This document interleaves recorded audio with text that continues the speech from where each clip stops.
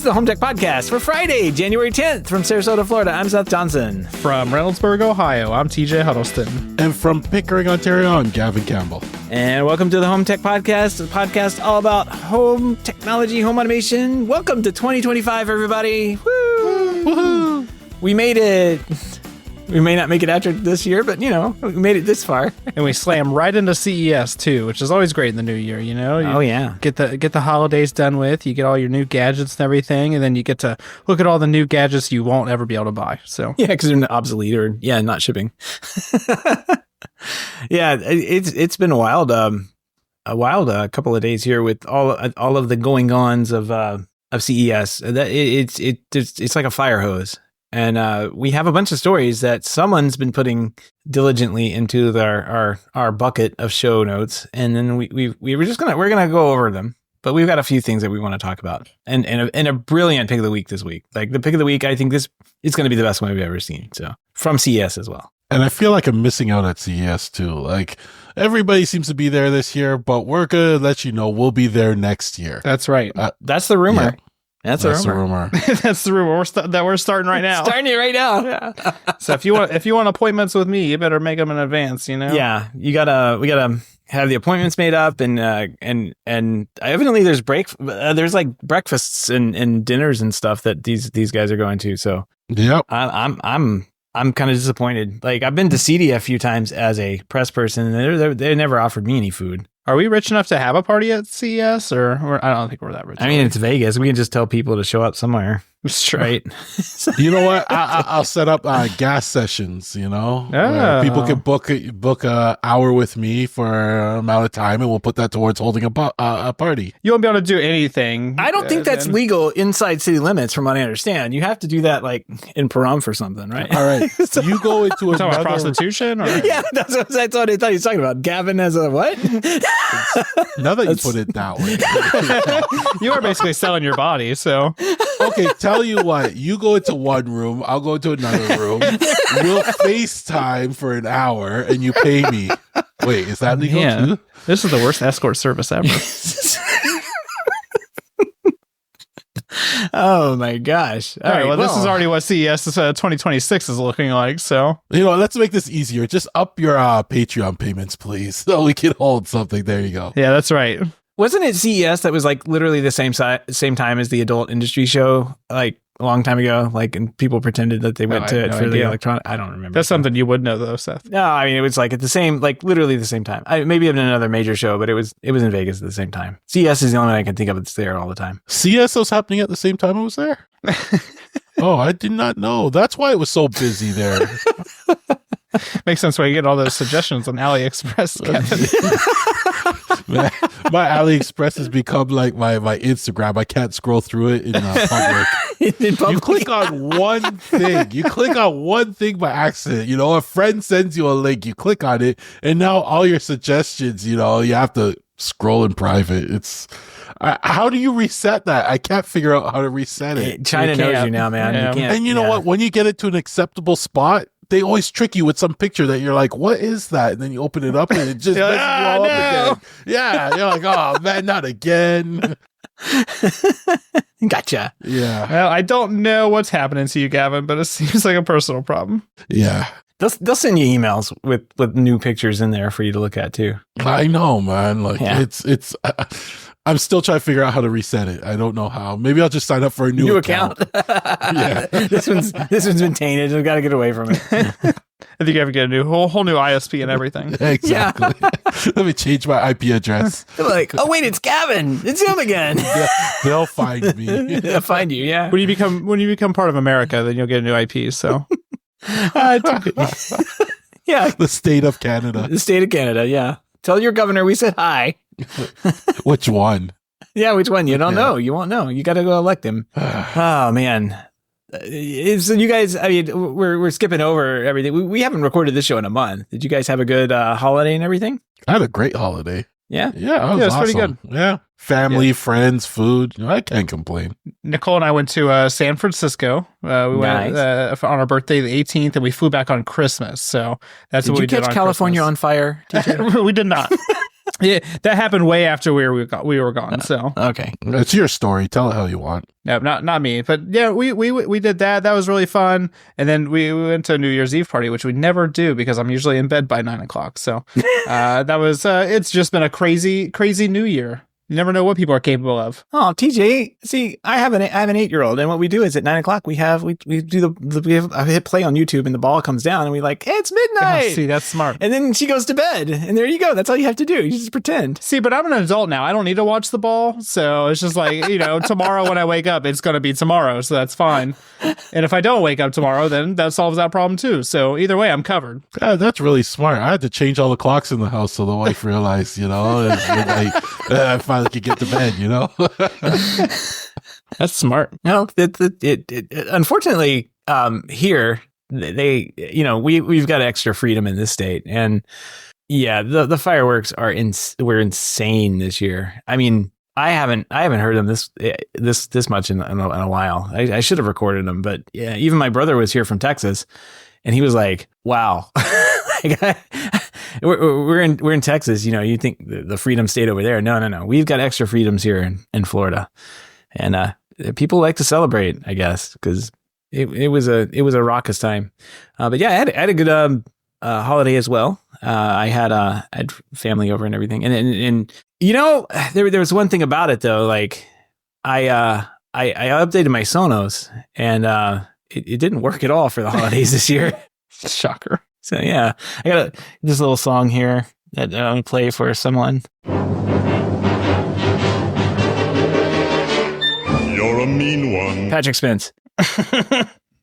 It's after the holidays, so maybe you'll get fired now. Yeah, we still have a wager on that. Yeah, the Sonos system did not work. It randomly kept playing songs, stopping, and then playing the next song in the queue. And yeah, I had to just turn it off eventually. Like, it was just like, we'll turn it off and play music off the TV like we used to. Like it's 2004 or whatever, So thanks a lot, Sonos. Your app works great. Yeah. And I even downloaded and spent $15 on the app TJ suggested. Click. Yeah, I don't know about that, man. That one, it did not work for me in any way. I couldn't figure out how to get the services connect to it, and then I got into some kind of state where it's like, yeah, you know what you're doing, you're good. I don't need to give you any more ideas on how to set this up, and I don't know, it didn't work. So I might. Yeah. One of my projects, and I'll tell you if I finished it or not, was to basically tear down and rebuild my Sonos system from scratch, put it back like the old way it was, and see if it's gotten any better with their app updates recently. You weren't alone, Seth. I actually saw a lot of people on my Mastodon feed complaining about that too. Yep. Yeah, a lot of Sonos complaints this Christmas. Well, I guess tis the season, right? Tis the season to have buggy smart speakers that have been fine up until an app update. Great job, guys. Really appreciate it. Yeah, that's the worst thing that happened this year, though. Everything else went great, and like you said, friends, family, food. We had all of it. It was a pretty good wrap up to the end of the year too. So can't say anything bad about it. What about you, Gavin? Great year. It's not all about the gifts. It was just, getting mom's home cooking. That's the best part about it. Getting to see the family, friends, etc., etc. So, I had a good time. Cool. All right. Oh, I got I didn't include this in my project updates later, but I've been playing with my meter. I gotta say that. I have to say it that way. I mean, once you buy a product called meter, you got to say it that way. And I've been cooking with the meter, guys, and it's really fun. It like tells you when things are going to be all wrapped up and done, and the stuff comes off the grill real nice. So finally using it. Nice. I bought it like a year ago. Like a year ago. It took you a while before you played with your meter. Yeah, I know. I just had to make sure it was a good time. I had to wait for a special piece of meat to use it on. So. That makes sense. All right. God. 2025 is getting off to a great start. So, yes, great start. Right? Going for the R rating. If you'd like to become a patron and listen to HomeTech After Dark. You have to say, you like the unedited cut. We haven't done it yet, but you should write us in and tell us we should do it, so that way Seth does it. Right. I've been trying to convince Seth that we all need an unedited cut, and people would pay for it. Would you pay $5 for an unedited cut? I think you would. I don't know. To hear about Seth talk about playing with his meat banter. I don't know if you'd want to support that. Who doesn't want to listen to 4 hours of us rambling? Because I don't think most people realize that, the show is like an hour and a half long or so most of the times, but it's actually like 4 hours long because we meet at like 7:00, but we don't record for like a couple hours. So I think people might be interested. I think I've been sitting here for almost 3 hours now. You guys got to get up and stretch and stuff. Yeah. There's been some calisthenics in this thing. Yeah. Man. 2 Apple Watch alerts already to stand up. Yelled at me. You got to get that blue ring in. Oh man, yeah. So if you're interested in that, head on over to HomeTech.fm/support. Learn how to become a patron. It'll actually make Seth's job easier. He won't have to do anything then. Yeah, exactly. All right, we have a ton of HomeTech headlines this week from CES. We are not going to cover everything, but we'll put a bunch of stuff in the show notes. But we found some interesting stuff to pass along to you about the goings on at CEDIA and related CES. Or sorry, yes, CES. Yeah, nothing happens at CEDIA, so one of the C shows out there. I don't know, C shanties. There's TVs at both of them, though. There's TVs, TVs and speakers. All right, we got HomeTech headlines. Let's jump in. Let's do it. All right, so absolutely crazy. I mean, I'm just blown away by AI news, like out of CES. I mean, I'm sure everybody is just on the edge of their seats wanting to know about AI. So here we go, an AI summary. Google will use more mics and Gemini AI to get you to talk to your TV. That's AI for you. Samsung smart fridges will use AI to suggest groceries to buy through Instacart. That's AI. They also unveiled some Vision AI and new innovations at CES. Good job, Samsung. EcoFlow is announcing an Oasis AI-powered energy management system, which, I looked at the press release for this and I just close. It has pretty pictures. It looks, maybe they made AI make the pictures. I don't know. It looks good. Just not something that interests me. Do you guys find any AI that you want to talk about? The silliest thing on this list is this Samsung and Instacart thing, because I don't know about you guys, but I don't. Well, first of all, I don't use Instacart, so maybe that's my problem, I guess. But I definitely don't want my groceries to like automatically come with Instacart. Like, I guess make it like add it to like an online shopping cart for like Meijer or something, then set it for pickup or something. I guess I don't know. No. What it'll do is it sees the strawberries rotting in your refrigerator, and that's right. You need more strawberries. Yeah, it's going to put more rotting strawberries on your front doorstep. That's what you're going to get. So I don't like it. And we knew AI was going to be a big trend. It's not going anywhere. Even at work, everything we do is AI based now. I just hope that they're not going to be ruining. I know it's a buzzword, but I hope they don't ruin it by putting like useless AI and all these things and give you like a bad taste. Absolutely going to do that, Gavin. Yeah, I know they are. Yeah, they already have. And then people are going to be like, I hate this AI. And then you're going to have a company come along and do it properly. So, there's going to be a lot of useless AI out there. And we're going to have to weed through it. Yeah. Well, and I think large companies like Apple and Google are not doing a great job of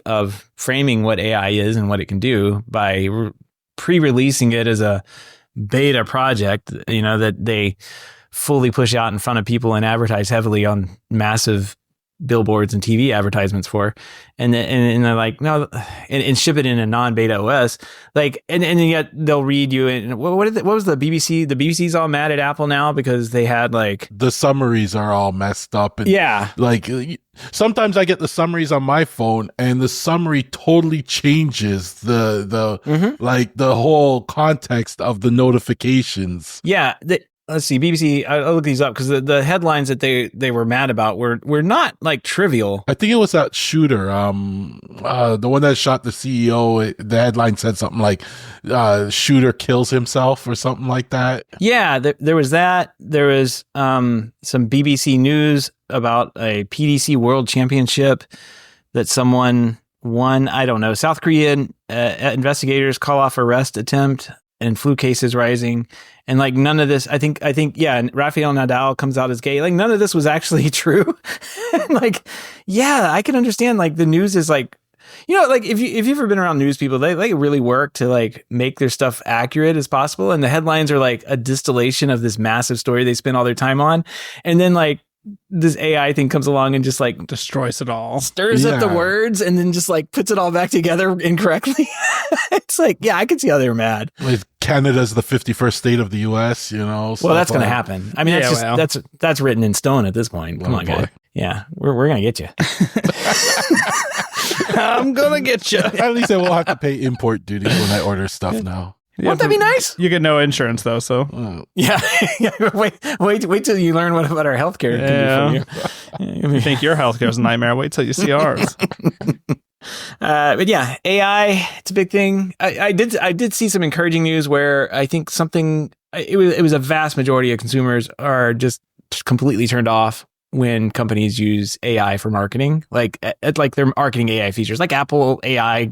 Apple Intelligence, whatever. When they're talking about AI, they're like, yeah, we already know that's garbage. You shouldn't be using it. I just assume it's nothing. I mean, like whenever companies talk about AI, I just assume at this point they're using it as like a marketing topic just so that they can be relevant. Yeah. Because a lot of the stuff doesn't need AI. Right. Especially maybe a refrigerator to go shopping for you. Like, I don't know how you wouldn't, but the direct comparison for me is crypto. I mean, for the longest time, crypto and the blockchain was like the biggest thing, and it was going to happen and all this stuff, and it did in some capacity, but now we don't hear about it at all. Yeah. I don't think AI is going to be that bad, but I don't know. It's getting hyped up too much at this point. And it even drives me nuts when they use it in like even my golf clubs, the Paradigm AI Smoke. It's like, what AI is in my golf clubs? AI designed the golf clubs, Gavin. Yeah, but I'm not using AI. It's not helping me hit better. Not yet. Well, it's here. We're not getting around it.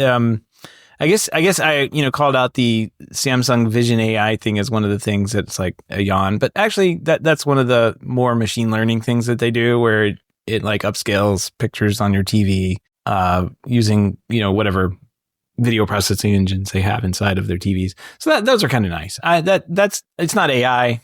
We'll pretend that it's AI or something, because we have to, but that's an okay thing. If you're releasing 8K TVs and you want to put 1080p pictures on them, you're going to need to upscale them. So, better processors to do that kind of thing, are definitely welcome. Anyway, artificial intelligence. There you go.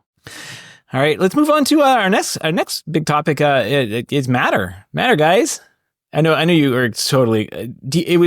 So we had to cut something from the show, and it was going to be the HDMI 2.2 release that TJ really wanted to talk about, and I was like, no, there's so much about Matter we've got to talk about. So Google Home hubs now work with Matter locally. You can locally control things because they've turned it on. They flipped the switch. Apple, Google, and Samsung all accepting Matter certifications for their smart home products. That's great. And I think there's some Matter speakers that are going to come on the way. At some point, we'll get Matter speakers. And then I think there's a Matter, the very first Matter smart fridge. Guys, this is the Bosch 1000 or Bosch 100 series French door bottom mount refrigerator. It's going to be here in the U.S. This spring, and then maybe sometime down the road, the Matter will support refrigerators, right? Because I don't think they have. This isn't something that like I'm going to get an Apple Home anytime soon, right? And it's not crazy expensive because I don't know much about fridges because I've never had to buy a fridge. But I looked at fridges. It's not your $500 dorm fridge. Like it's not. Well, that. No, for sure. But I mean, if you go buy like a nice fridge at the store, it's automatically $2,000 anyway.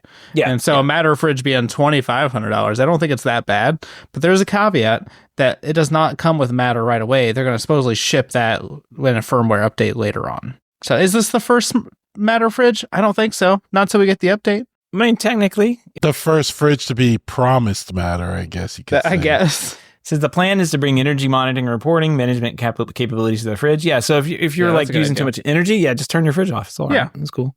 Yeah, there you go. All right, just a little switch, turn it off, done. Boom. Solving the world's problems. That's a lot of Matter. All right, you guys, Matter's there. I did get a message from Daniel, and he's like, yeah, there's a bunch to talk about. So we should get him back on the show and talk about I think 1.3 and 1.4, right? I think that's the latest two. And I think he mentioned that the next Matter is going to be pushed out a little bit. So it'll be further down. They're going to iterate on something. I don't know. It'd be good to talk to him about it and get caught up. All right, let's move on to lighting. We've got LifeX making its first smart lamp. Doesn't look like a lamp, but $70. You can get it at Home Depot. It's like Works with Matter. Spotlight. It does look like a little spotlight. I would use it as like an uplighter, maybe a corner. I don't know. The Home Depot partnership is very interesting to me because like I don't really see Home Depot as the forefront of home automation or lighting control products. They do have like a smart home section there and everything, but LifeX keeps releasing stuff only through Home Depot, and I find that fascinating. Didn't they get bought? I think they got bought out by the company that does a lot of business with them. I can't remember did they get bought out? Yeah. Oh yeah, Fiat Electric, whatever it is. They have a ton of products. That makes sense then. Never mind. Yeah. So the distribution is going to be the same, and they're going there first. Yeah. $69, March 2025. They also released a bigger ceiling light, oval shape, 13 by 26 inches.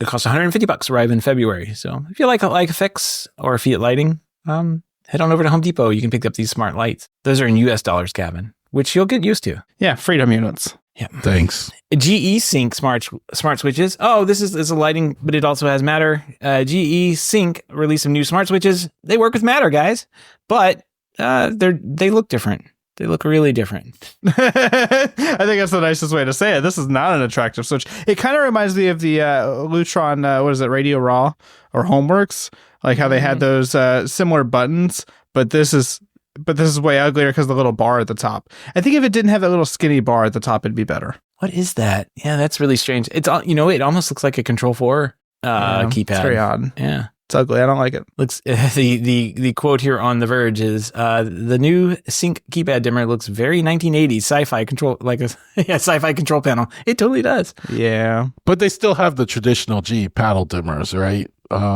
Yeah, and those are Matter compatible, and they're not as ugly. No. This one specifically is ugly though, and that's fine. You can't win them all. Yep, they also have strip lights, and I was trying to find the pricing on that keypad. I don't really see it there. Smart keypad dimmer is $44.99. There we are, $44.99, and then the regular paddle dimmer is $25.99. No, it's not. Ugly shouldn't cost a lot of money, so that's good. There you go. You got hit with the ugly stick. Speaking of ugly, wait, are we going to go talk about Lutron? Yeah. So speaking of, well, I don't know. They're not ugly. This isn't ugly. It's very not basic. This is totally a Lutron move, though. We released nothing. Yeah, they got excited. They contacted me before CES. And like, hey, we've got these Caseta shades. You want to check them out? And I'm like, wait, that's the big announcement, Caseta Smart Shades? Yeah, it is. So now they're Caseta Smart Shades. They're able to integrate with HomeKit and other smart home platforms because they have Caseta Smart Shades starting at $399. There you go. It's the same shades that you know and love from Lutron with Caseta on them. With less options and cheaper. Of course. Yeah, so $399. I think the other ones start up like $600 or $700 at least. So, quite a big price drop for Lutron. It's an option though, right? Like, yeah, it's if you and honestly, like Caseta, Lutron, the protocol, the communication, like how it works, it's really, really good. Rock solid. And you don't have to worry about Zigbee or Thread or Matter or anything. Like you can just use their control protocol, hit the hub, and raise up and down the shades just fine enough. So there you go. Like I can understand the excitement, around these, but I cannot understand the hype of people saying this is the best thing at CES and blah blah blah. They're just another smart shade, but they're priced better. Like I just don't get the super excitement, I guess you could say. Yeah, I don't know. It's a smart shade, and they work well. We'll give them that. They work well, up to 96 inches and links up to 104 inches. So like you said, DJ, very few options there. Yeah, you've really got to. I have Windows that wouldn't even work on. So yeah, beginning ship in February 2025. So right around the corner. But good for them. Good Lutron. Thanks. Govee announces a new gaming Pixel light, mini panel lights, and a bunch more stuff over at CES 2025. The Pixel thing looks fun. They've got these are like these little artwork things that you see from time to time. I forget, TJ, you have those little hexagonal panels. Who makes those? I do. Nanoleaf. Yeah. I think they were one of the first ones to come out with like the art related stuff. Maybe not, but it feels like they were. And then you just see other companies getting involved and putting more and more stuff out. So Govee is one of them. And while their software isn't all that great, it's manageable. You can use it. It works, which is more than I can say for a lot of other things. in the home ecosystem. Yeah, the Govee software works a little better than the Nanoleaf software, in my opinion, but they both have interesting options. Govee seems to be coming out with a lot of the stuff aimed at gamers, though, specifically. Nanoleaf seems to have a lot of lighting stuff meant for like general decor and stuff like that, but Govee seems to be going after gamers, which I think is a good market. So a lot of people have made their living off of that. So yeah, well, typically have money, right? Yeah, to play high end gaming stuff, and if you want to have like the lights do fun stuff all while the you're RGBs. Yeah, you gotta have the RGBs. It's been a gamer. It's part of the gamer culture. As That's why it makes you go faster. Get your ping down. You get more frames per second. Is that what it is? Yeah. We play Minecraft at this house, so really don't care about that. It's just squares and blocks. And there's a movie now with Jack Black. All right. Is that locks? Is that pretty much it? Yeah, that's pretty much it for lighting. There's probably more stuff, but that's all we got today. We'll talk about cooler stuff we find later on. There'll be more stuff that we didn't touch on. All right, Lock Talk's here. And I guess the big one that we want to really talk about is this Schlage Sense Pro. And TJ, you highlighted this one as something we should take a look at. This is a deadbolt. It features ultra wideband technology and matter over thread support. Has hands-free unlocking, eliminates the needs for physical keys. It works with HomeKit, Alexa, Google, all the good stuff. It's got pretty good battery life. I don't know, not much more to say. Do you like how it looks? I guess that's the biggest thing with locks. My biggest thing that I liked about it is the UWB, because there's not a ton of locks out with that currently. And I think it's kind of cool that Schlage is finally, I don't think they have one with that already. Look, it kind of looks like like if I was going to stay in a nice hotel, and they have the key card things, which is pretty much all hotels at this point. That's what it looks like. This is something that I think that we're going to see more of, just the automatic unlocking and everything like that, especially using the lower frequency like that. I wish they would figure out something with the front face of that satin nickel lock they have going on, because it's basically just a white square. But it's a nice looking lock in general, though. I'm pretty happy with the looks of it. Yeah, I don't know if I agree with you there. That's fine. It sounds like a cool technology. I don't think that the average person's going to want an automatically unlocking house for them. Like, I think that's one of those things. Like, everyone knows that the locks on your car really don't even work, right? Like, we can all come to agreement on that, especially if you're in Canada. They really know how to. They use the flippers, right? And they just unlock your car and drive off with it. They're just there to keep honest people honest. Same thing with your front door. But people really like that, like, feeling that turn, like, my parents, like, religiously, my mom would go around at the end of the night and lock all the doors. Like, they physically had to be turned. She's not. All right. Well, so if there was old in that regard too. So I have smart locks in all my doors, but I still go around. I'm like, I'm gonna just make sure, Yeah. I mean, if there's, yeah, I think this kind of takes that away, right? Because there's a chance that in the middle of the night, the thing's just going to magically unlock, and that won't be good. So I don't know. I really don't think that's going to be one of those things that, that's going to be a feature that people are clamoring for, I guess. I mean, well, you just hook it up to Home Assistant, use geolocation, and then it won't work that reliable either. So, because mine randomly unlocks. I'm like, why does my door unlock right now? I don't know. I think this is just a nice looking lock. I think I'm going with it. It's better than some of these other ones. Okay, well, let's get into those. I'm going to try and figure out which one you're talking about. We got Lockly. Yeah. I bet you can figure it out pretty quickly. Lockly has released something that is a doorbell and a smart lock with a digital peephole. So, like, this is literally on the inside of the house. The door lock where above, I don't know, what is it called? The little thing where you flip the lock, unlocked and locked. There's a screen. Of course, it's got a screen. And you can see who's pressing the doorbell thing on the other side of it. I guess this could be good for like an apartment or condo or something like that. Not terrible. Yeah, it gets the job done. It's very utility. I would just use the peephole in my door, but I guess you could use this tiny screen. Yeah, you could bend over and look at this thing off axis or whatever. Yeah, but you know what? I do like the concept of a screen, not necessarily just for a lock, but for the doorbell, for example. If you had a little screen that you could position somewhere on your, like, in your house, on your bar, on your counter or something like that, that reacts faster than having to open up an app on your phone, etc., etc. Yeah. That would be nice, because that's the one thing I hate about the current implementations is by the time I open up that app and everything like that, the mailman's already putting the sticker on my door saying he'll come back later. Yeah, and he's walking away. Yeah. Bring back the intercom. Yeah, more latency is what we want. No, wait. Okay, so all right, so there's Lockley. All right, so now we've got a $700 door handle with it's got everything built in. So this is like a very European looking door pull, I guess, and it's got a keypad on it. It's got a button. It's got a doorbell, video camera. I think if you walked up to a house with this on it, you'd be like, I don't know what to do here. Do I touch it? Yeah. Do I bop it? And I think it's way too big for the door. Do I bop it? Do I twist it? Turn it, bop it.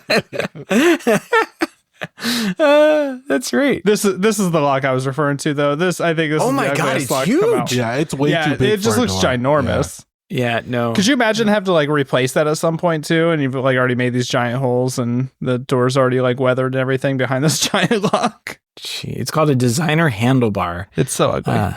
Yeah, it's very ugly. And again, this is Lockley as well, right? So yeah, Lockley has a lot of products at least, so you can always find something. There you go. $700 Lockley Styla. It's an all-in-one deadbolt lock video doorbell being shown off there at CES 2025. There you go. It's a very, very large door thing. You must need like a 10-foot tall door for that. Yeah, look at that thing. I mean, even if they've got a picture of a wooden door. I mean, I really hope that's a 10-foot tall door, because if it's not, that thing is still so big. Would this be approved by your HOA? I don't know. Probably not.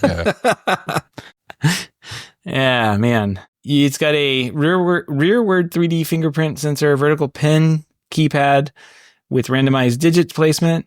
It's got an RFID reader and 3 programmable fobs. And you can use a traditional 12-pin slot for the 2 physical keys that are included. Yeah, So Lockley always does the randomized keypad thing, and I do not like that. Do you guys like that? I think it's a good idea, but it prevents like shoulder surfing or whatever. But I always feel like it'd be annoying though. I've never like had to use one long term, but I think walking up and using the ultra wideband stuff or your watch or whatever. Maybe that's what I don't know. Using the NFC, I guess, is what I'm using on my watch. I think that's better. Yeah. You walk up, you tap your watch on your lock, and it opens up. So yeah, there you go. Sense. Scanning in.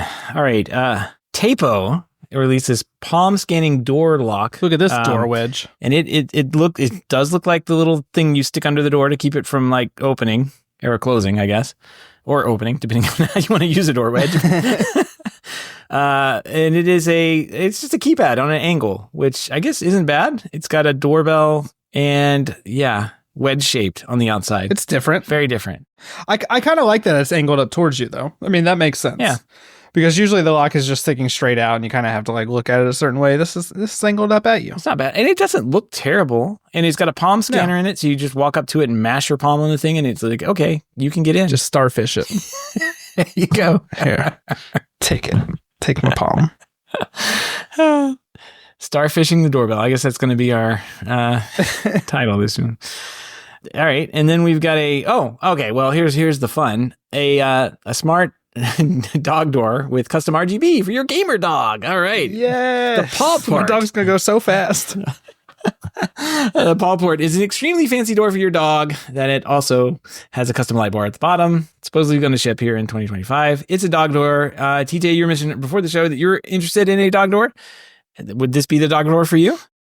No. Oh. I was thinking more like a $50 to $100 one. I don't even know my dog can see RGB. So does my dog need RGB? Not all of them. No, they can only see what they see, like red, greens, or something. I don't know. They miss one color somewhere in there. Yeah. Well, this is not for me. It's kind of cool though. I'll give it that. Yeah. I can see this in somebody's house. It's not gonna be my house. Well, it's available starting at $4.99. And this one's got a Bluetooth tag on it. Straps to your dog's collar, so the dog approaches it, unlocks, and lets him in. It doesn't even look that big, though. I mean, like they have a picture of it next to this puppy, and this puppy already looks like it's almost bigger than the door. So why is it so high? Does it like to have to hop through? Well, you don't want to put it in the baseboard. Oh, that's true. Yeah. Oh, okay. Yeah, I thought the baseboard was the gray part below the actual baseboard, but that's a reflective floor. Okay, I see what they're doing. That's not that bad. And also, I guess, I mean, I don't know. Like, I've never had one of these that goes to the outside of the house. I have one for my cat, which we put on the laundry room door so it could go into the bathroom in there. And but I've never had one on the outside. I would always worry about, like, especially around here, like raccoons and possums coming in at night if it didn't have a little lock. Well, that's why this one comes with a Bluetooth RFID tracker, so that way it can just auto unlock when your dog walks up to it. You get a special trash panda. He's going to trade it to the pet trash panda for some steak or something. But I think for the price of this, it's a good price. $4.99. I remember we were talking about dog doors a while ago, and they were like $3,000. They get very expensive. Yeah, no, this is not a good price. This one comes in a ton of different colors too. You get an espresso, glacier, notch, Nantucket, brushed nickel. All kinds of color options. You can't actually buy it yet, though. So, okay. Well, maybe we can get them on the show and they can send us one to review. Oh, that'd be nice. Look, I cut a hole in my wall real fast. Hold on, let me check this out. Got the perfect spot for it. Yeah. All right. All right. Well, there you go. RGB lighting. I need my lock to have RGB lighting. Somebody needs to release a Matter smart lock that has RGB lights. See, dogs see blue, yellow, and gray, and that's it. There you go. So so that would be useless. What is the RGB for then? Well, they really just need the blue. That's and right. then maybe the green can help them see yellow a little bit. We can make a cheaper option. Yeah. Just has blue LEDs on it. That's all I can see anyway. Save you $50. All right. Let's move on here. We've got some lawn news, which is kind of nice. We've got an Irrismint's smart irrigation sprinkler. This is kind of cool. I know we talked about these in the past, the ones where you can like map out your lawn and then it will automatically like water them with a jet in a head that kind of like knows where to go. And that's what this is, but it's priced at $399, available in May 2025. The ones we talked about before were like underground, and you had to install them with like this big base station on the bottom of them. Like it was a big to do to like, it's basically an in-ground sprinkler system. This one, not so bad. It hooks up with a garden hose, installs 15 minutes and a 33-foot power cord. So don't let the lawnmower hit that one, but you've got a customizable spray pattern and will cover up to 4,300 square feet with a 39-foot reach. So that's not bad. This is more reasonable or more doable, I guess, than the in-ground one that we were looking at. I like this. We've seen another one that it just hooked up to your hose and shot out. It was like a little box. It's like on a wall. Yeah, and you put it on your fence or something like that. So this isn't the first one like this, but again, these are great for, if you had the right shaped lawn, the nice size lawn for it and stuff. I guess you can have a couple of them too. It was the Auto Smart Sprinkler. It was that. Now that one's $359. So there you go. That's the little box shaped one that you hook up to your garden hose, and it aims around with a head as well. I'm trying to remember what the other ones were. Well, here you go though. Here's the difference. Here's what you get for that extra $40. Or the Auto only covers 2,800 square feet. So that's it. Yeah, I mean that is for $399. You can get 4,300 square feet. The 39-foot reach. That's pretty good. Pretty good. Yeah. Maybe we should get both of these guys to get on the show and give us some samples. We can have a shootout. Literal shootout. A shootout. Like, which one can knock the other one over? A spray off. Spray off. Yeah. There we go.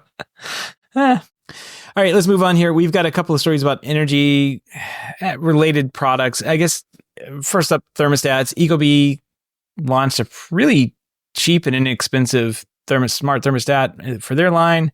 Honeywell also did a Matter thermostat as well for $80. Those are kind of cool. Blue Eddy, I guess, has some. This is kind of one of those battery companies that's out there, like Anchor. They've got some big storage kits that you can get now. So we'll put links to all this stuff in the show notes. You can check them out there if you're interested in those things. I don't know. The thermostats are kind of interesting. The batteries are kind of interesting, but I don't know. I don't know they have much more to say about thermostats and batteries. Nah. The big thing is robots. Robots. Oh my God, they're everywhere. So many robots at CES this year. I think they're just going to take over. I need a robot. Yeah. First up, Anchor. Anchor says they're gonna launch a robotic lawnmower. So now things are heating up. Spring's coming around, and I think it's gonna be the year of robot lawnmowers. I mean, everybody is gonna be looking at these being like, yeah, if Anchor's getting into the business, it's time. Because they make good chargers, and that means that they're probably going to make a pretty good move, right? That translates to blades. So yeah, I guess. I don't know. I don't know how it works. And then there was another story we'll try and put in here. iRobot's founder says they are working on a new kind of home robot. And this was a teaser kind of before CES, probably because iRobot, I don't know, I didn't see any news stories about iRobot at CES. Maybe they didn't have anything to bring. So they're like, yeah, we're working on something, guys. It's super secret. It's going to be a really cool robot that helps you around your house, and it might involve furry the pets. I don't know. It might be a pet, a robot animal. Don't know. So there you go. From robot vacuums to robot pets. Who knows what they're going to have? We'll see. I think the biggest news out here, and I don't want to go through all these, but the biggest ones that I've seen that people have been talking about are all these robot vacuums that are coming out with like arms that swivel out of them so they can pick up socks and then return the socks to wherever they're supposed to be and then keep vacuuming. It's the arms and like the multi-gadget ones. So like this year for CES, we've seen the robot vacuums with the arms, like what's that talking about? But then we're also seeing ones from like SwitchBot where it like docks into other things. So like there's this obnoxious one. It's called the Household Robot K20 Plus Pro, because I mean, why not have an obnoxious name? But it's a robot vacuum, but it can also pick up a fan. It can also pick up an air purifier. And it's just so weird. I did like the fan. It could like follow you around with a loud fan blowing at you. Like, hey, I know you're hot. I'm just going to keep running around with this fan. It's so ridiculous. And it just like and it's like, if you remember, I think it's like the SwitchBot S10, the robot vacuum mop thing, where it has like the separate docking station that hooks up to the water line, and it like goes and it docks and it gets water and then it brings it back to the actual like vacuum station base. This is basically the same concept, but with different accessories. It's just such an interesting concept this year. I'm giving them a lot of respect for they're trying, and we're going to see a lot of useless stuff or, gimmicky stuff, but, out of that will come something good and useful, when they perfect it. Like if they make it clean up the laundry that's sitting on your floor faster, for example, right? Or if it can go get you a beer to the point where it can actually open the fridge, grab the beer, close the fridge, and bring it to you.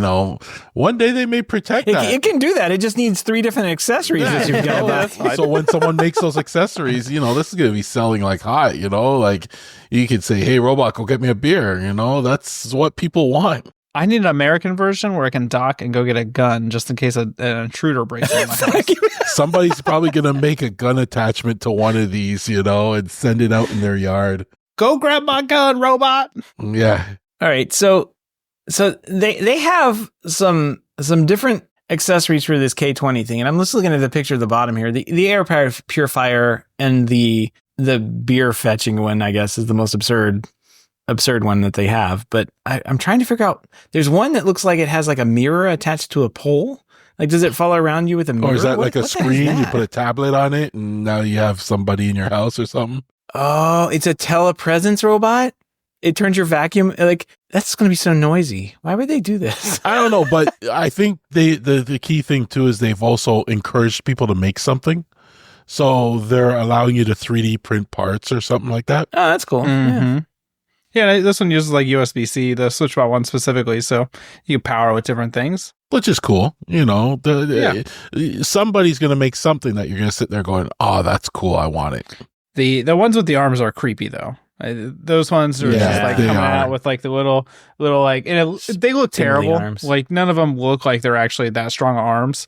Like if you bought that, it would probably break after it lifted like a really heavy pair of pants or something. I don't know, but maybe if they improve it and they bulk it up a little bit, it'll be nice. It's like Boston Dynamics dog type of creepiness to it. Like, yeah. You don't want them to get too strong though. That's true. Then take over. Exactly. You still want to make sure it knows who's boss. The air purifier one, I think this picture takes the cake, where these dogs and cats are sitting around and the dander is just like flying through the air. And this robot vacuum is just sitting there in the middle with its little hat on.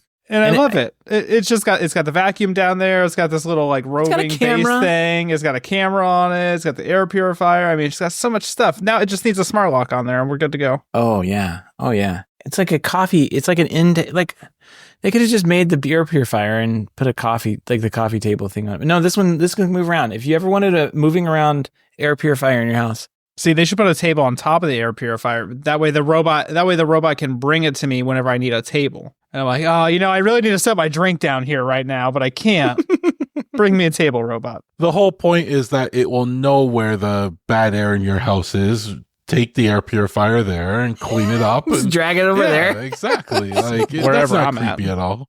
It just sits there and watches you while it cleans up your dirty air. It's like, oh, man. It says, and the caption is, the K20 Plus Pro working as an air purifier and pet monitor. So I guess that's what they're trying to convey here in this Photoshop picture. I don't know. Best of luck to you, SwitchBot. Get it. If anybody can make this happen, I know it's you. It's definitely SwitchBot. It's definitely SwitchBot. Oh my gosh. All right. Can we talk about the worst thing to come out of CES? Is it a robot? It's not. It's the new frame TV. Oh, yeah. We'll get there. We'll put a ton of other links in here. There's robot vacuums, everybody's really proud of their new robot, like There's so many robots. mops and that kind of thing. There's a lot of robot vacuums. And then Samsung promises they're going to have this Bali AI thing. It's got to have AI, but it's not AI. It's just a little robot that runs around, looks like a football helmet or something. I don't know. This is weird. Yeah. Samsung makes weird stuff, and it like projects stuff on the floor, projects up on the wall. I don't know. I don't like it. It does look cute, but I mean, as far as cute robots goes, I think this one takes the cake. It probably will not sound cute, like all of these things like look great in the photos, but when they start running around your house and you hear like these little whiny motors and stuff, it kind of takes it away. So, all right, let's talk about the best. Now, TJ, this is the headline over The Verge. Samsung announces the Frame Pro. Could this be the perfect TV? And the answer is probably not. No, it's probably not. It's a new Frame TV. Key upgrades include a shift to mini LED technology, which promises better contrast, brightness, and black levels. Definitely needed. Although it uses edge-lit configuration rather than mini LED backlighting. So there you go. Maybe to get a better picture out of it. But I think TJ, let's just not bury the lead on this one. What is the biggest change that you are so excited about in the new Samsung Frame Pro? The biggest and dumbest change is that now, or the one Connect box that you had before is wireless. It's all going wireless. So they finally hear the builders are right. They've taken a cue from LG. And they're like, look, you have this TV and you want to throw it on the wall. Well, you have power there, but you really need the input somewhere else. So let's make it wireless.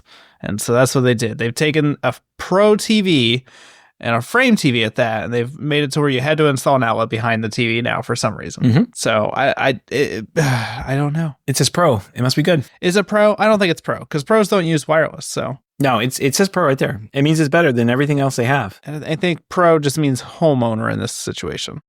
Well, it has Wi-Fi 7 too. Ooh. I don't know if you noticed that, but they snuck Wi-Fi 7 in. I need Wi-Fi 8 though. I don't know.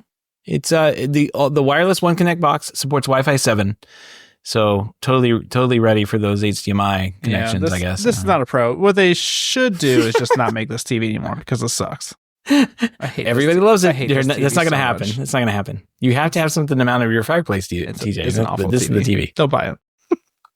It's got AI. What doesn't? I need AI artwork. It has a new Samsung food feature that can recognize dishes that are on the screen and provide you with recipes, how to make them. And then add them to your Instacart shopping list. Yeah, put it in your fridge for you. We'll get the robot little guy to go over and move it into the fridge. Man. Interesting. It also has a live translate, which can instantly translate closed caption on live broadcasts in up to 7 languages. That's cool. That's actually that's a cool. good use of technology. I don't know. Gavin, I sent this video to you guys. It was kind of like before the holidays.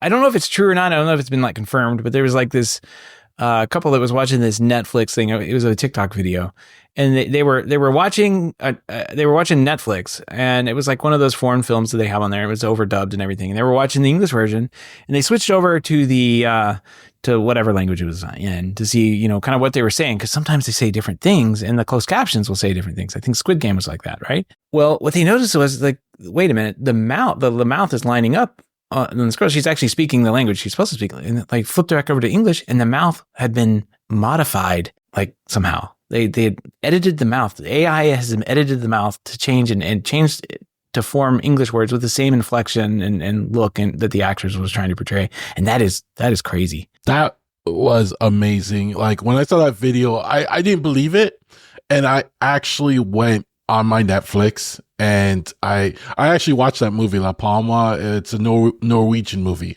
because I don't know if it did it with every movie. So I jumped into a random spot on that movie and I changed the audio, And yes, it looks like the mouths change. It's not perfect, but it's better than, if it was just being dubbed. And I even showed it to my wife, and we were kind of like amazed. And that's another cool use of technology and AI and stuff. Yeah. I don't know if it's the same, if it's every movie that does this, or if it was just this movie. No. Like, that would be a lot of processing power, but it was actually really cool to do. I'm sure it was a Netflix film, basically, right? And then, because they have a lot more control of what they can do and what they can force their actors to sign contracts and that kind of thing. And then they get to play with it. They get to play with all sorts of technology stuff on those films. So it's interesting. That was really cool. I had no idea. I didn't know you had gone and done that, but that's really cool to hear. Cool. It's a cool feature. All right. Well, that's it for TVs, because there's no other TV. Oh, wait, no. LG and Samsung are adding Microsoft Copilot AI assistants to their TVs. Yeah, I really wanted that. Yes. Really did, It's actually just a link to their website, I think they said, But Oh, so wait, I can add Copilot to my little remote thing that TJ sent me. Oh, there here. you go. The Ava remote. I can probably add Copilot to this. Hold on a second. Oh, it's the first remote with AI. Oh my gosh, with Microsoft Copilot installed. Man, we are breaking all kinds of stuff. Well, I don't know. Oh yeah, there's Google Chrome. So if look, it's got Gemini on it now, because I can search for something. Yep. Why are there so many questions on everything on Android? Like, it's just got to ask questions, I guess. I still haven't gotten to there finally. Okay. Anyway. Copilot. It's at your work. It's at your home. It's on your TV. There you go. It sees you when you're sleeping. Yeah. You guys have been talking about wanting your technology to listen to you and suggest products for you. I mean, we just built it right in. That's what you've been talking. You wanted that, right? We're you not getting away about with it. I didn't want that. Like I said, we're not getting away from it. So at least make it good at suggesting what I want. Like, fix my AliExpress feed, please. What's wrong with your AliExpress feed, Gavin? Let's not get into that again. LG is going so far as to even rebrand its remote to AI remote in an effort to sell consumers on the promise of large language models. There you go. This is so stupid. I cannot wait till this craze is over. Genuinely, I do believe in large language models, but this is so dumb. Anyway, wait. Is this an AI remote? It is. No, it's Ava remote. Oh. Sorry. You gotta get the Ava AI soon. If I go to ChatGPT on this remote, now it's an AI remote. ChatGPT. I can't type on this keyboard because it's very, very tiny. It is very tiny. I don't know why they made this. All right, here we go. Try ChatGPT. There we go. This is an AI remote now. Thank you. TJ, I don't think you even knew it was an AI remote.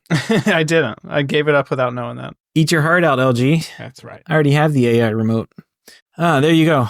And then TiVo. I think we talked about TiVo coming into... Yeah, there was a rumor about this. Without TVs. Yeah. So I guess they are. TiVo powered TVs. And unfortunately, it doesn't seem like it's the same old awesome TiVo thing that you used to get. It's just basically a way that they can put ads on your TV screen and give you a nice interface, I guess, that TiVo has a great legacy with, but maybe the performance, I don't know. The performance on TiVos was always great. I don't know how it's going to be on their smart TVs with ads. We'll see. It's going to support a wide range of streaming services. It's basically going to be a Roku, right? I think that's what we can say what this is going to be. Probably no API, probably no way to control it because, the venture capital firm that owns TiVo now probably didn't think of that. I think this takes the entire TV. Like, if you're making TVs, just stop, because LG's won. They won the game. As part of their quote screens everywhere campaign, basically means they just want screens all over your house. They've made a microwave and put a 27-inch display on it because it's perfect. It's perfect. You guys, if you don't have this in your kitchen, are you even a chef? Can you even cook? Can you even make popcorn? This actually makes sense, though. People put... No, but... You just want more ads in your kitchen. No, but people put... Especially from LG. People put TVs in their kitchen, right? So now you're merging two appliances. I mean, when you're using the microwave, I'm pretty sure it goes clear or something like that. Or camera turns on and you can see inside still. But when you're not using the microwave, 90% of the time you could be watching the ball game on there or something, like, it makes sense. That's true. It is extra space that a microwave traditionally takes up into a kitchen that, you can get a TV screen on. You may as well put it on, I guess. I mean, if you have one of those microwaves that sit above the range, will you get roasted for your TV being too high or above a fireplace at that point on the Reddit forums. I have a microwave drawer. So is if I put this in, will it be too low? Like TV too low? I think my daughter would love it. She's sitting on the floor in the kitchen just watching TV all the time. Yeah, I don't know. That's where will they stop? I mean, they've got it on the fridge. They've got it on the microwave. The oven. What's next? Oven. Oh, the oven. That's a great place for it. Yep. Maybe the washer and dryer. Put one there. So it makes sense because if you're doing laundry, you want to watch the game. You don't want to miss any part of the game. Yep. Don't want to miss anything. Yeah. Yep. Hey, you know what they could do is just they could start making. I'm looking at this picture of the microwave mounted above the range, TV too high, right? Like you're talking about. I'm like, you know what? You know what's wasted in here? It's all these panels where they have cabinets. Just make the cabinet doors into TVs. And they just have like a giant video wall. Brilliant. Yes. Right there. You see, you're thinking. Call me LG. Call me. Turn the island into a TV. Yep. You're thinking now. Maybe the sink. We need, you know who could make that happen? CC'd. What they'll do. Oh, yeah. They'll just have a giant TV that comes out of the island and rotates. Just the whole island just goes up into the air. Like poof, there you go. You thought you had an island with like, and then it automatically cleans itself off when you fold it up. Little hand comes out and wipes it off. Right. You know that little space on the wall that's like above your stove, but below the vent. You know, like right behind the stove there. That's a perfect spot for a TV right there. Yeah, that's a great spot. That's prime real estate. Yeah, people don't care about hot zones. I mean, they put them right above the fireplaces, exactly. So that's perfect. You can watch how to cook while you're cooking. They can put a camera in it and watch you cook. There you go. And then make suggestions on like what you're doing wrong right there. Like, oh, you didn't add that pepper in. But you need more paprika. I think we're giving away ideas on this show. I mean, LG call us. We have the ideas. We're full of them. We're full of it. It's kind of like the old Arby's commercials. We've got the meat, but we've got the ideas. It still gives you the same feeling in your stomach when you hear our ideas and eat Arby's. All right. Well, let's move on to some fun stuff here. Aqara has revealed a new lineup of smart home devices at CES 2025. They've got new control panels, switches, sensors, doorbells. They've got a Panel Hub S1. It's a 6.9-inch touchscreen that looks awesome if you're in Europe and not so great if you're in the US. Dual band Wi-Fi, both Zigbee and Matter. They've got a touchscreen dial. V1 offers a rotary dial with a 1.32 round touchscreen for controlling various smart devices. Also looks awesome if you're in Europe, not so much if you're in the States. I don't know. The form factors don't look great on that, but they've got all sorts of stuff here. They have light switches, a dimmer H2, light switch H2, dimmer H2, dual protocol, switch thread, Zigbee, all designed for homes without neutral wires. So that's awesome. You can do a pretty good retrofit with these. New sensors, multi-presence sensors, FP300. I think everyone is excited about, right? Because it's just got all the sensors on it. And let's see, we've got, I think the other thing was, what was it? The little sensor thing, the little climate sensor, the W100. That looks awesome. I like it. Temperature and humidity sensor. And a doorbell camera that has a button that I don't think anyone will ever mistake for not being a button. Like clearly a button. Clearly a button. They have done it. They've solved the mystery. Not a doorbird situation. No. If you missed this button, you just walk away. You missed it. You probably didn't need to get their attention anyway. Probably. They should make a button out of the camera in this situation.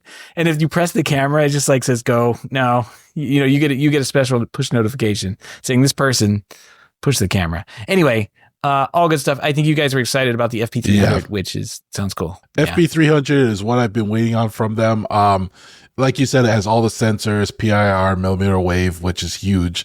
Light, temperature, humidity, 2-year, I think they said 2-year battery life, and Matter compatibility.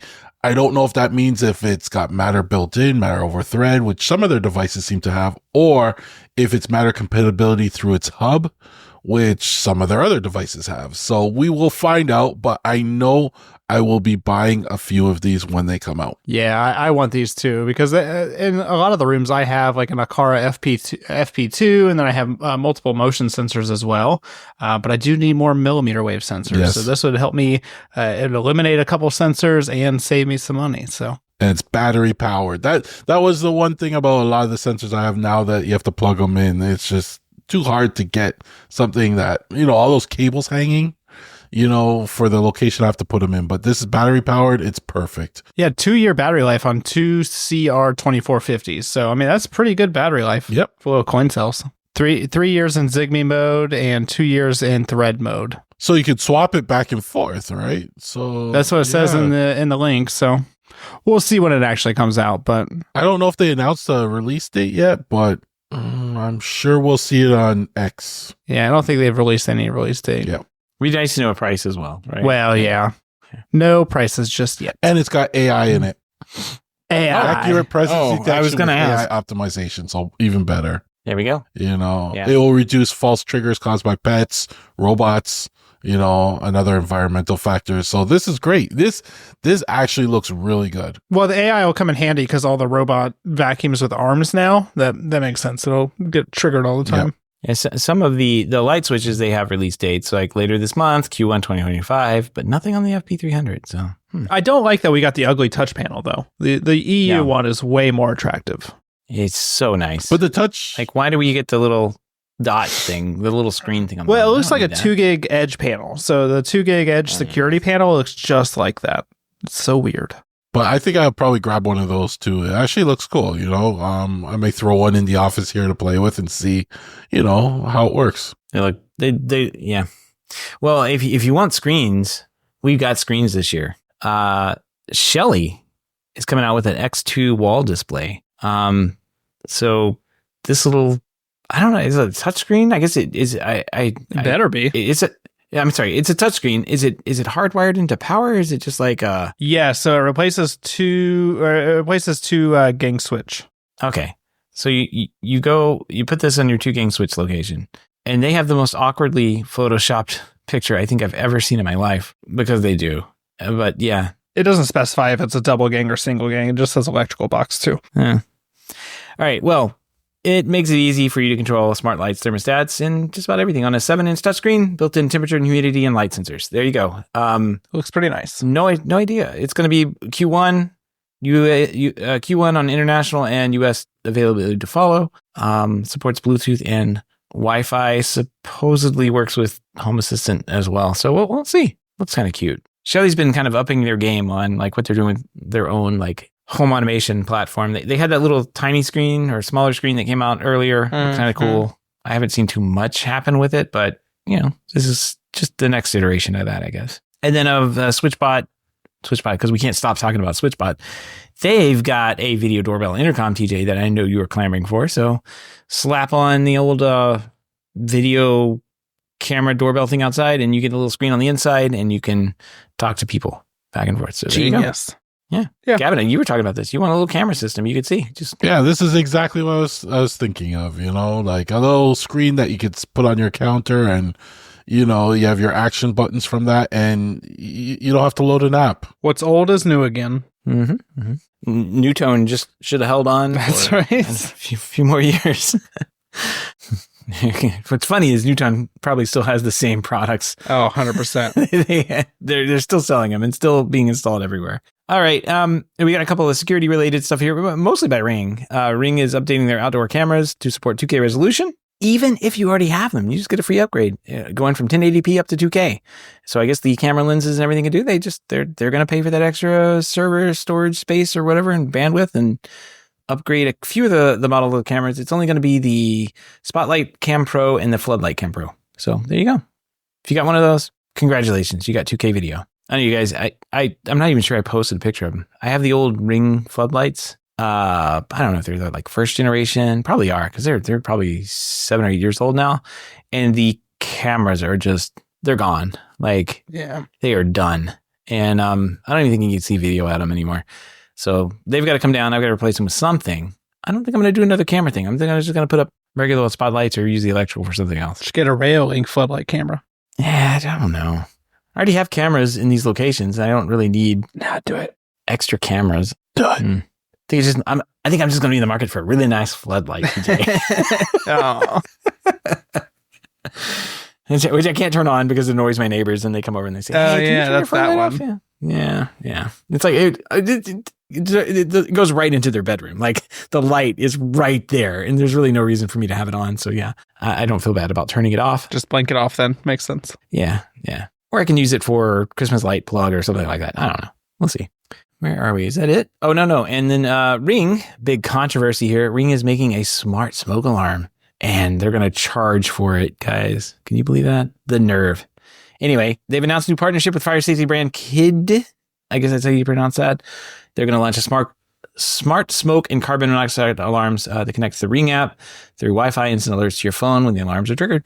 So there you go. The smart smoke alarm is going to be $54.97, and the smoke and CR alarms are going to be $74.97. Launching in April at the Home Depot, so you can pick up the LifeX lights and some of these there, and later in 2025. So there you go. Yeah, just everything's happening at the Home Depot right now. You're gonna have a pretty big CES turnout at Home Depot, I guess. Yeah, a lot of people are like angry about this. They're like, I can't believe Ring would charge for this. But I have to tell you something, guys. Even I get charged for fire monitoring, so it makes sense that emergency services being called is going to cost you a monthly fee. I don't see anything wrong with $5 a month. I think that's relatively cheap, and especially for the peace of mind, where maybe you're not worried about somebody breaking into your house, but you don't want your house to burn down. But $5 a month is pretty worth it, in my opinion. It's a bit different, yeah. And the trust me, if the fire department has to come into your house, and it's just because you've been messing around with your alarm system and triggering the smoke alarms, or you've had an oversized smoke detector that you didn't think was going to set off the smoke alarm at your holiday party. Yeah, they're not. It's a good joke, but. They laugh and they say everything's okay, and then they make you sign something and say, don't do this again. And then if they come out too many times, they charge you lots of money. So yeah, it makes sense. I'm just glad that if my house was on fire, they would show up as quickly as they did. Yeah, they're pretty quick. Fire department does not mess around. No. Especially when you realize that, oh no, I just set off the fire alarm.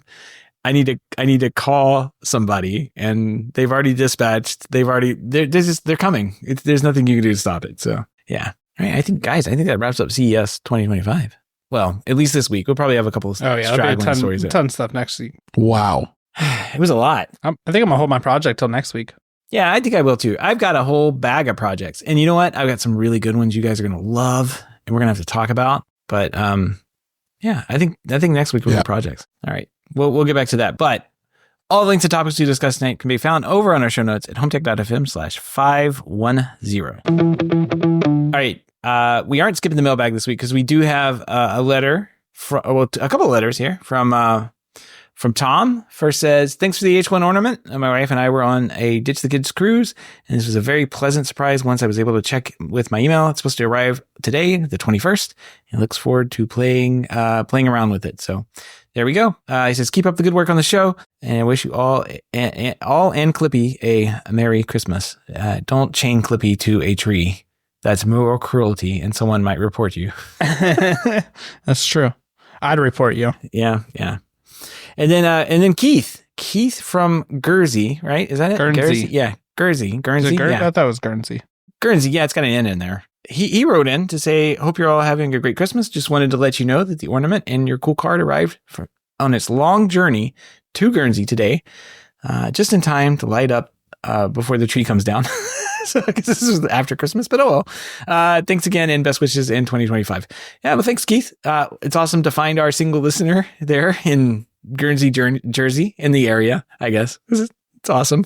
But we shipped one to him. We also had a friendly wager on this one. We thought we were like, wait, when this is going to get there? I think I said 2 weeks, and it was about 2 weeks, we figure. So there we go. I won. You won. Yay. Congrats. You get bragging rights. I guess. Yeah. Nothing else. Just bragging. I'm just going to head on over to Guernsey, I think. It looks pretty. Oh, that's what you get. You get to go to Guernsey. There we go. You have to pay for it, though. Sorry. We don't make any money, so. I win again. If you want to support Seth's trip to Guernsey. All right. And we do have a pick of the week this week. And of course, it's from CES. And of course, it's adorable. This is the Yukai Engineering Nekojita Fufu. It just, okay. This is in our robot news. And we're like, no, this has to come out. It is a quirky robot cat designed to cool down hot beverages or food by blowing air at random strengths and intervals, mimicking human behavior. It's just a little cat that you hang on the side of your coffee cup or your tea cup or your soup bowl, and it blows inside the inside your cup. How excited was I when I saw this? How extremely excited. And, I was even coming up with upgrades for it. Like what if one of the little paws had a temperature sensor on it and would dip into your soup, and so it would know when it's the right temperature. Maybe stick a little hand down in there. Yeah, maybe make a sound when it got to the optimal temperature to eat your soup. I'm so sick of like waiting on my soup to cool down just using room temperature. This would be perfect. It'd be useful. Actual useful robot that you could just sit there and say, blow on this until it cools down, and then I'll drink it. I'd take this to restaurants and stuff. When I go for pho, I'd hang this on the edge of my pho bowl, and then I don't have to wait for it to cool down. I'd be like, hey, get to work. And it's adjustable. You could adjust the blowing speeds, the tempos, etc., etc. Like, this is a useful robot. I found this and I thought it was a joke, and I'm glad you guys love it so much. So. Oh yeah, no, I mean, this is amazing. Because the first thing out of my mouth was like, why don't you just wait for it to cool down? But I guess I'm a savage, so. No, I usually do, but then by the time I get to it, it's like too cold, or then I test it too early and I burn the top of my tongue or something like that. That's true. Like there's so many, this will just solve so many problems for me, like I drink a lot of soup. I love soup. The name Negojita Fufu combines fufu, which is the sound of blowing on food. Oh, you guys do that? Fufu. Is that that makes sense. Oh, good. And then Nikojita, meaning cat tongue, I guess, referencing those with low heat tolerance. I don't know. There you go. I guess if you don't have high heat tolerance, they call you a cat tongue in Japan. I don't know. Anyway, it was inspired by a team leader's experience of getting dizzy by blowing on hot baby food. So there you go. $25, available mid-2025. Put a reminder in my calendar. Wait, what is this other product? The furry purse goblin? What is that? This was related to that. This one's a little freaky looking, though. That solves nothing for me. One, because I don't have a purse. But two, it's weird. Oh my gosh. It hangs on the purse strap and just kind of people. Looks around as they walk by. It scans its surroundings using a combination of motion and proximity sensing, as well as taps and movement on the bag to which it's mounted. Interesting. There's enough people in public that do this anyway. You don't need a little robot hanging on your back. How many times I walk through the mall and people are just watching? It's like, what are you watching? Do I have something on my face? Like, what's going on? You have the little creepy furry robot monster on your purse there. Wow. Okay. Well, there you go. If anybody gets a fufu or a ham, is that what this is? No, Mirumi. If anybody gets a fufu or a Mirumi, let us know. Hopefully Gavin can get one. Yeah. A fufu at least, and he can get back to eating soup. I hope it's USB-C, chargeable. Yeah, I didn't see a charging port. What do you think it is? In the end, that's not close to the soup. Oh, man. All right. Well, if you have any feedback, comments, questions, picks of the week, or great ideas for the show, give us a shout. The email address is feedback@HomeTech.fm, or you can visit HomeTech.fm/feedback and fill out the online form. All right. No project updates this week. We're going to skip that. But we do want to give a big thank you to everyone who supports the show, but especially those who are able to financially support the show through our Patreon page. If you don't know about the Patreon page, head on over to HomeTech.fm/support to learn how you can support HomeTech for as little as $1 a month. Any pledge over $5 a month gets you a big shout out here on the show, but every pledge gets you an invite to our private Slack chat, The Hub, where you and other supporters of the show can gather every day in there and see pictures of Jimmy, Adam, and Richard at CES 2024, because they are having a ball down there, and that's why we're going, right? That's why we're going to. We'll be there in 2026. Head on. That's right. We'll be there. They're probably not going to go. Yeah, nobody's going to go last year. Yeah. It's actually the year it shuts down. Yeah, there's no CES. Like, we're done, guys. Man, nobody wants to do this anymore. If you want to help out but can't support financially, totally understand. We just appreciate a 5-star review on iTunes or positive rating in the podcast app of your choice. That's going to wrap up another week here at the end of CES, possibly. We'll have more stories next week. Oh my gosh, this is so much. Everybody have a great weekend. We will see you next week. Till next time. Take care.